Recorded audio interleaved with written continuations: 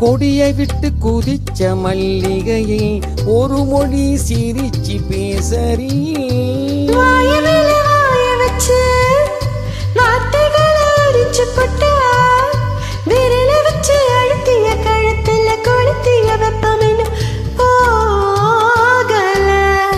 அடிவும் போல சிவப்பும் இல்லை, கணுக்கால் கூட கருப்பும் இல்லை, நீ தீண்டும் இடம் தித்திக்குமி, இனி பாக்கி உடம்பும் செய்ய வேண்டும் பாக்கியமே.